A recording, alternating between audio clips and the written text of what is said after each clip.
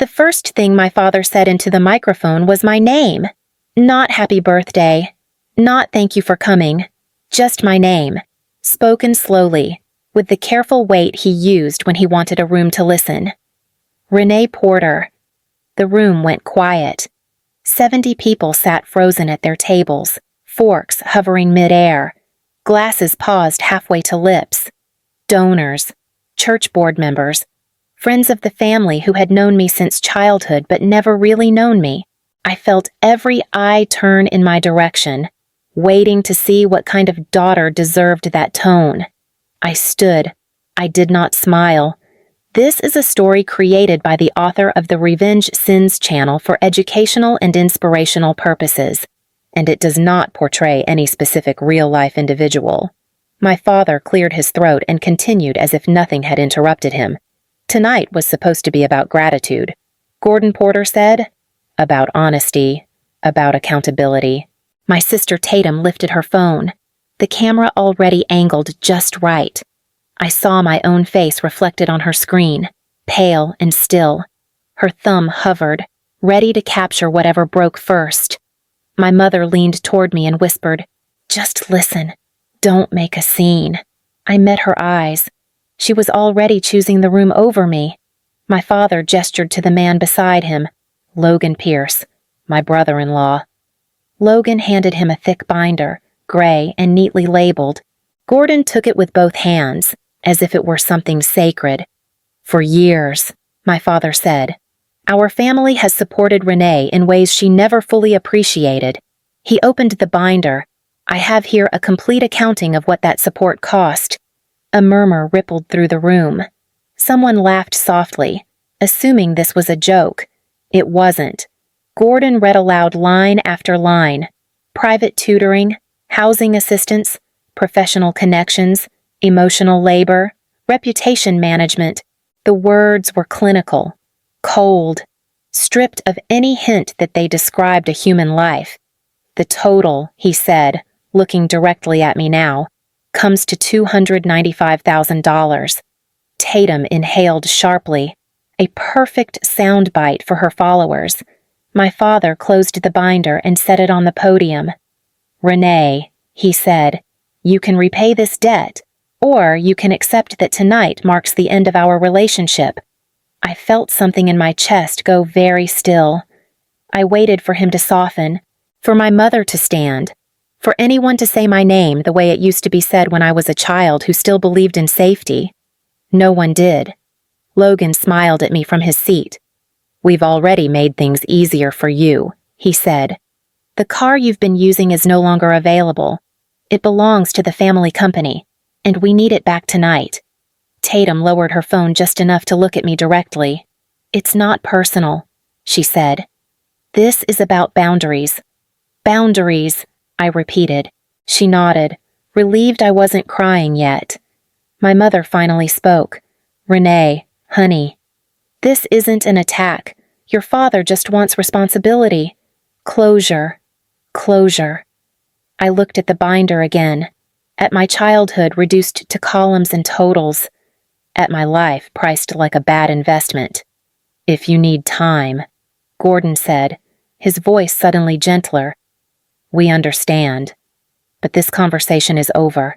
He turned away from me, already reclaiming the room. That was when I realized something important. They were not afraid of me. They were certain I would disappear. I picked up my coat. The movement drew attention. Silence followed me like a shadow. Tatum lifted her phone again. "Say something," she whispered, not unkindly. "People are watching." I thought of everything I could say, everything that would make this louder, messier, easier for them to dismiss. Instead, I nodded once. "I've heard you," I said. My father looked surprised. My mother looked relieved. As I walked toward the exit, I passed faces that had once smiled at me. None of them stopped me. None of them asked if I was all right. Outside, my phone buzzed. A notification. Someone had already clipped the speech. The caption read, "Hard Truths at a Family Dinner." If you are listening to this story and feel that familiar tightening in your chest, The kind that comes when family uses love as leverage. You are not alone. Sometimes the bravest thing a person can do is keep walking. I stepped into the night without looking back, and for the first time, they had no idea what silence really meant. I did not go home that night. I drove until the city lights thinned and pulled into a short-term rental I had booked weeks earlier, the kind of place you choose when you plan for distance but hope you will not need it. I sat in the car for a long moment with the engine off, my phone lighting up in my lap. Tatum called first. I let it ring. Then my mother. Then my father. 3 missed calls became 7. 7 became 12. A text came through from Tatum. You didn't have to embarrass Dad like that. I laughed once, quietly, at the windshield. I went inside and set my keys on the counter. The silence felt different here. Not heavy, not loud, just clear. My phone buzzed again. This time it was a voicemail from my mother. I played it.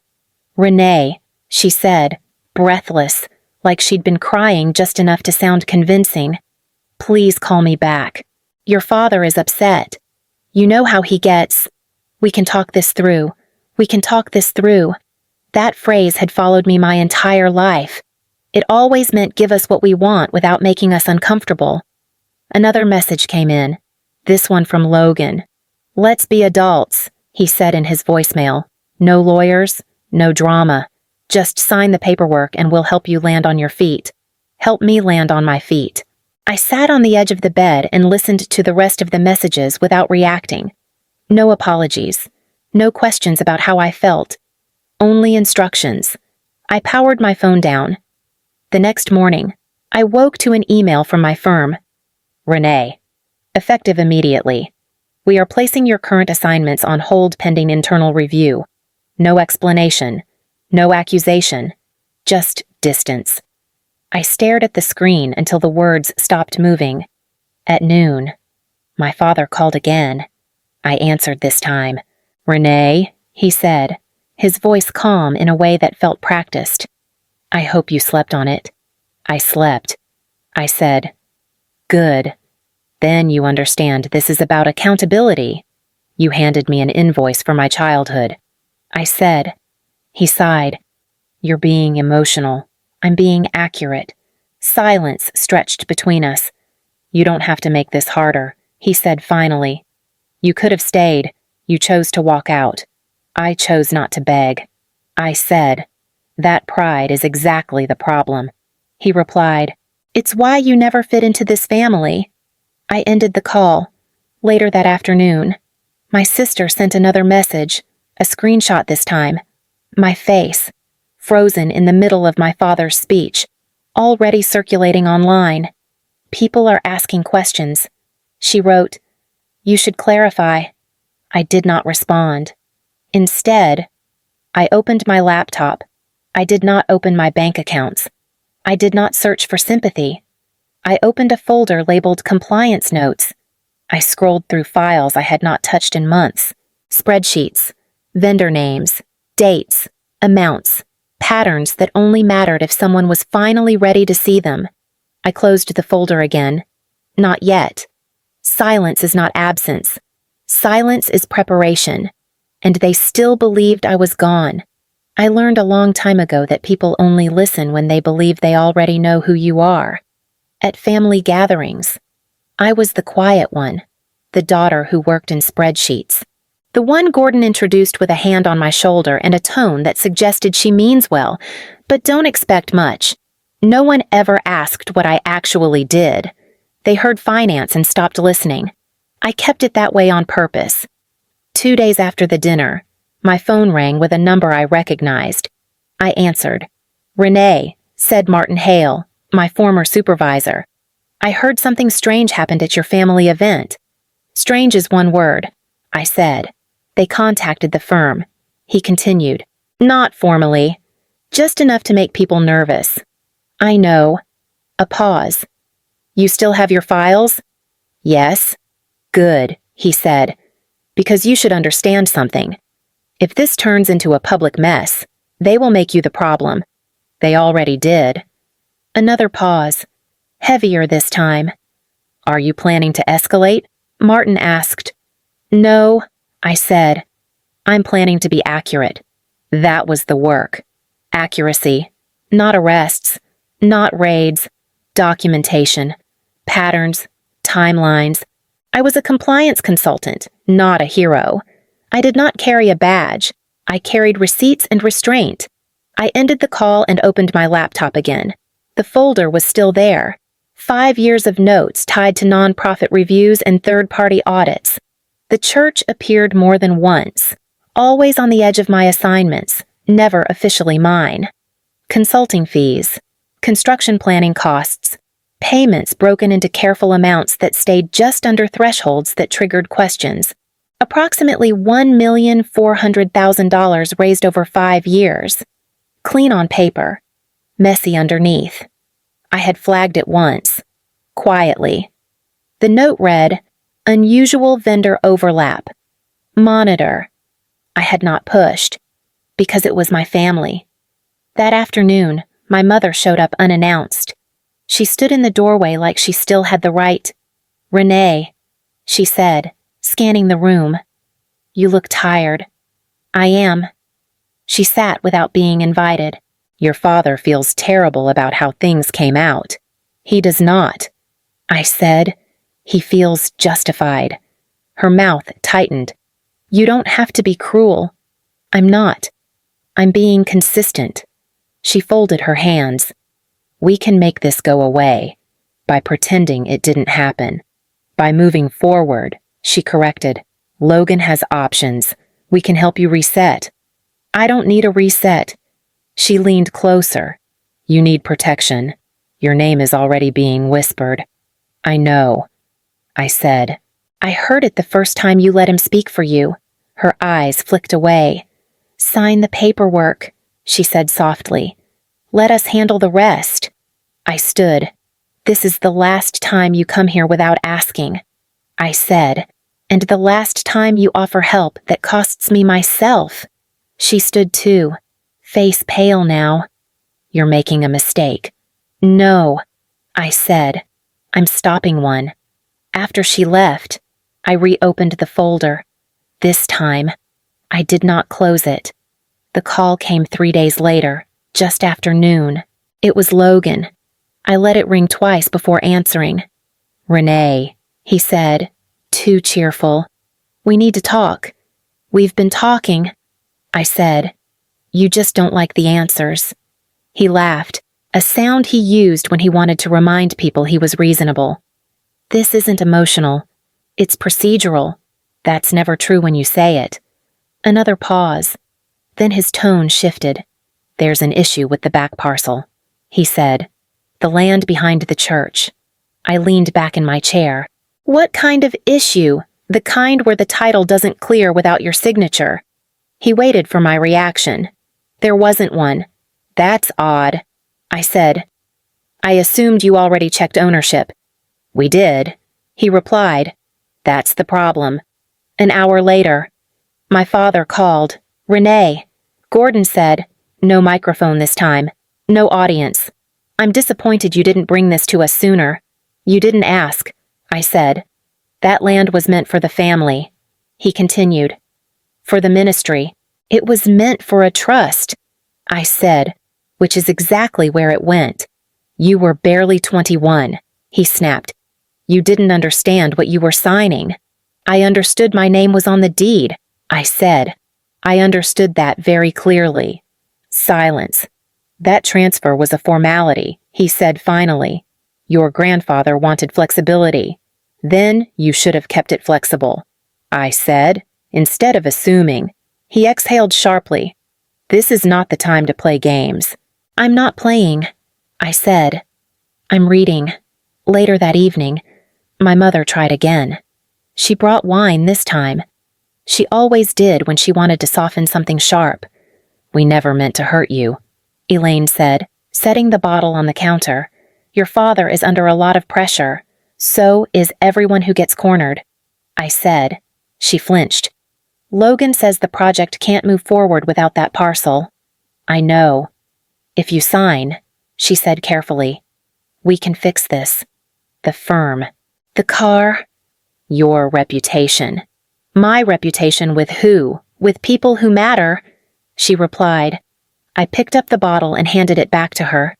Take it with you. She didn't move. Renee, please, this is bigger than feelings. It always is when I'm the one losing something. I said. She reached for my hand and stopped halfway, as if remembering too late that she no longer had permission. You don't want to be the reason this falls apart, she said. I'm not. I said. I'm the reason it stopped being taken. The next morning, Logan sent an email, no greeting, no signature, just numbers and promises, a buyout, a consulting contract, a clean exit. I read it once. Then again, it was generous. Enough money to disappear quietly, enough to make the last dinner feel like an anomaly instead of a pattern. I closed the email without replying. That afternoon, I sat across from my laptop and stared at the folder I had opened days earlier. The land was leverage, not because it was valuable, but because they believed it already belonged to them.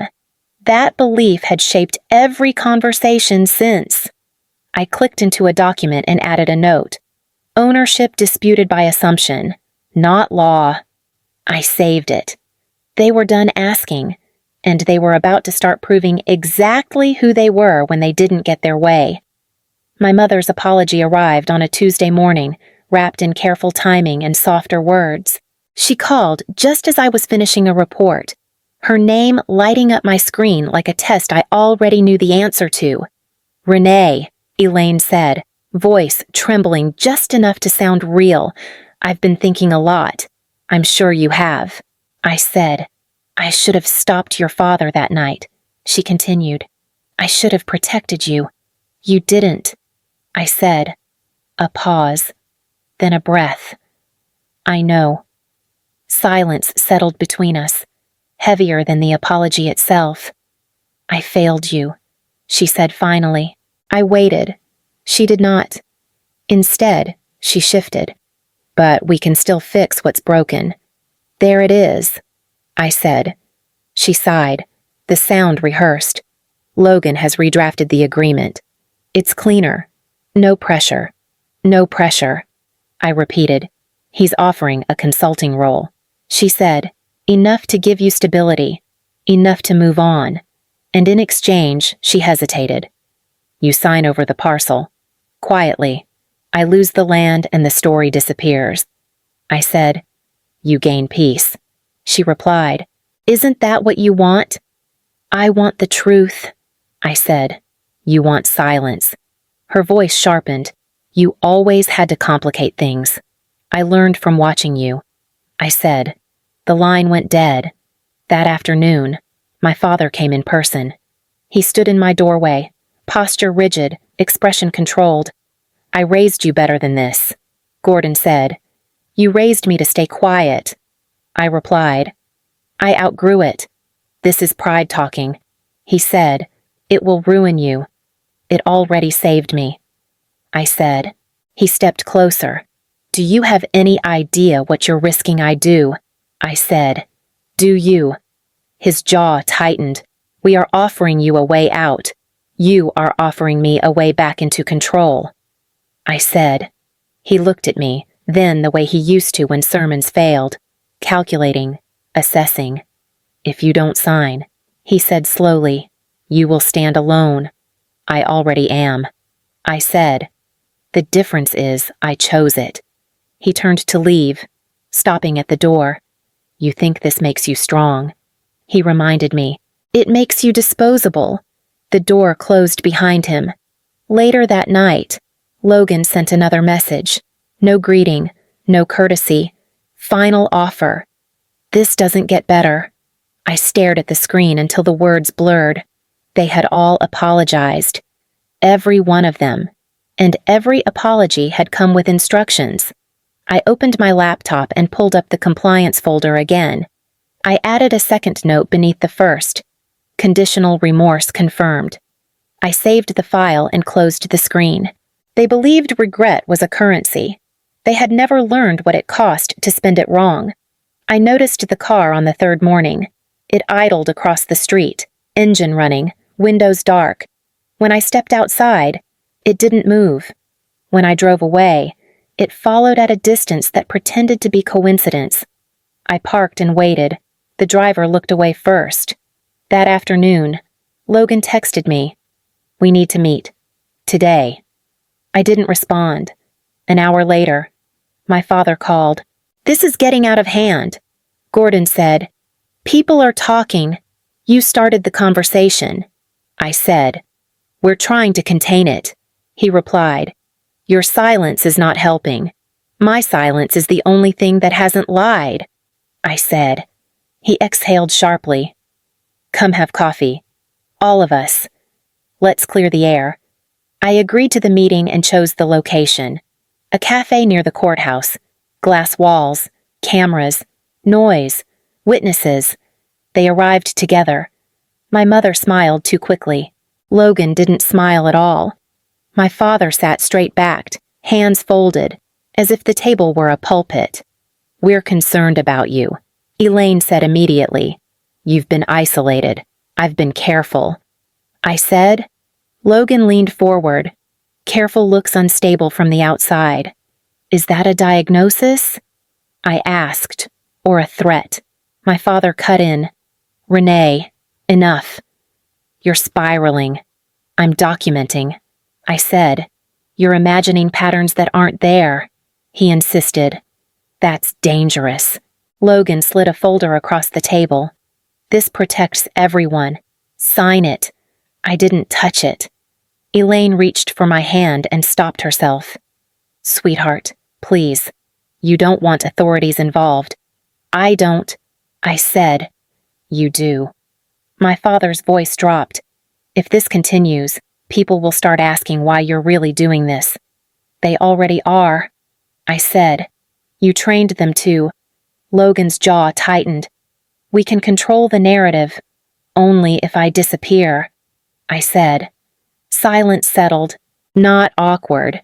Calculated. "You don't understand how exposed you are," Gordon said quietly. "I understand exactly how exposed I am." I replied, "That's why you're here." Logan stood. "You're making a mistake." "I'm recording this." I said. He froze. My mother's face drained of color. "Renee, don't." "I didn't invite you here to negotiate." I continued. "I invited you to speak." My father stared at me, the calm finally cracking. "Turn that off." "No," I said. Logan laughed once, sharp and humorless. "You think this saves you, I think it tells the truth." I said. We left separately. That evening, the car returned. This time, it parked closer. I took a photo, sent it to myself. Time-stamped. Labeled. They had stopped asking, and they had started proving every note I had already written. The first call did not come from my family. It came from a reporter. "Ms. Porter," a woman said, steady and professional. "My name is Claire Donovan. I'm working on a piece involving nonprofit oversight in Collin County." I said nothing. "I understand your family has ties to several organizations under review," she continued. "I'd like to give you an opportunity to comment." "I don't have one." I said. "That's fine," she replied. "I wanted you to hear it from me first." An hour later, my phone rang again. This time it was Tatum.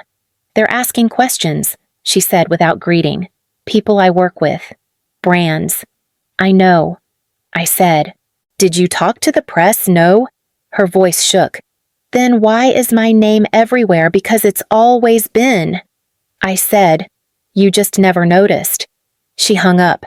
That evening, my father left a voicemail. He did not raise his voice.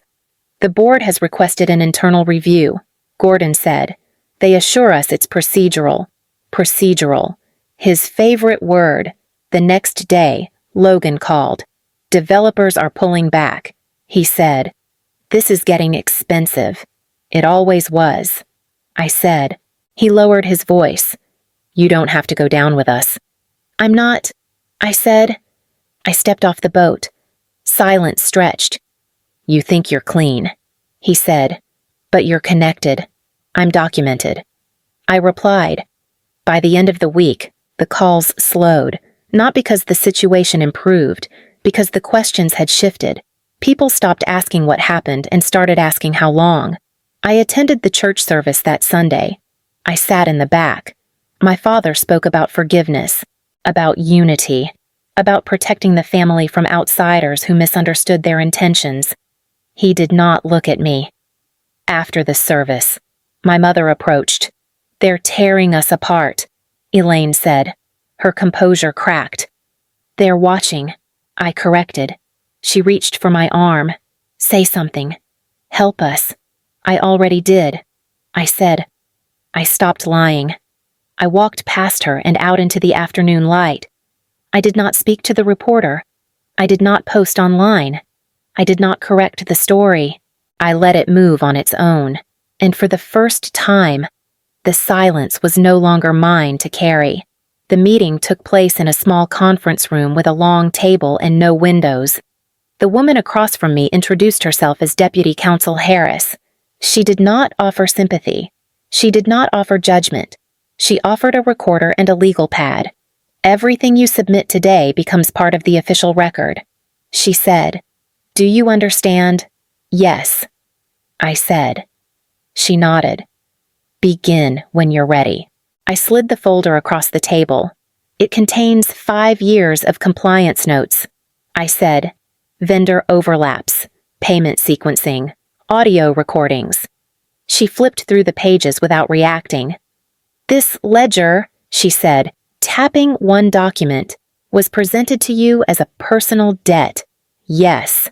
For $295,000. Yes." She looked up. "Did you ever agree to repay it?" "No." "Did you sign anything acknowledging it?" "No." She wrote something down. "And the parcel of land?" She continued. "It was transferred into your name legally." "Yes, at 21. She paused. "Was pressure applied to reverse that transfer?" "Yes." "How conditional apologies?" I said. "Threats to my employment. Surveillance." Her pen stopped. "Do you have proof of the surveillance?" "Yes." I placed my phone on the table and played the audio. Gordon's voice filled the room, calm, certain, telling me I was unstable. Deputy Counsel Harris turned off the recorder. "This will move forward," she said. "It may take time. I understand." She met my eyes then. "You are not required to speak publicly." "I won't," I said. As I stood to leave, she added, "There may be pressure to settle. I won't do that either." Outside, my phone buzzed. A message from my father. "We can still fix this." I did not reply. That evening, I placed the ledger back into the folder. I labeled it, carefully and clearly. "Closed account." I set it in the back of a drawer and locked it. The lock was not for them.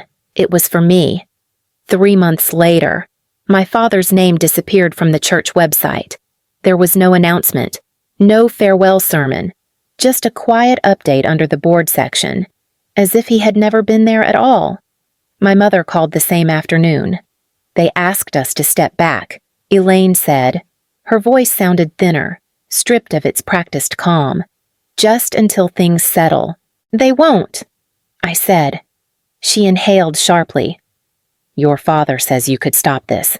I already did." I replied. She lowered her voice. "He hasn't been sleeping." "I slept fine," I said. Silence followed. Then she whispered, "We gave you everything. You gave me conditions." I said, "I met them. I just didn't accept them." She hung up without saying goodbye. Logan's consequences arrived next. A mutual contact forwarded me the notice. Development deals paused. Financial partners distancing themselves. A civil investigation expanding. No arrest, no spectacle. Just doors closing one by one. Tatum sent a single message. I lost another sponsor. I typed, deleted, and finally sent nothing. A week later, a city representative met me at a small office near the parcel of land. We reviewed the trust documents. She said, "Your proposal aligns with the original intent. That matters to me." I said. She smiled. It should. The project moved forward quietly. Financial literacy workshops, housing support clinics, no banners, no naming rights. Just use. When the paperwork was finalized, I returned home and opened the drawer. The ledger was still there. $295,000 of resentment, itemized and weaponized. I took it out, flipped through the pages one last time, and placed it back inside. I wrote on the tab, slowly and deliberately, closed account.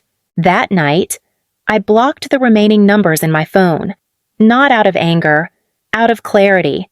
If you've been listening to this story and found pieces of yourself in it, take a moment. Sit with what silence can do when it is chosen, not forced.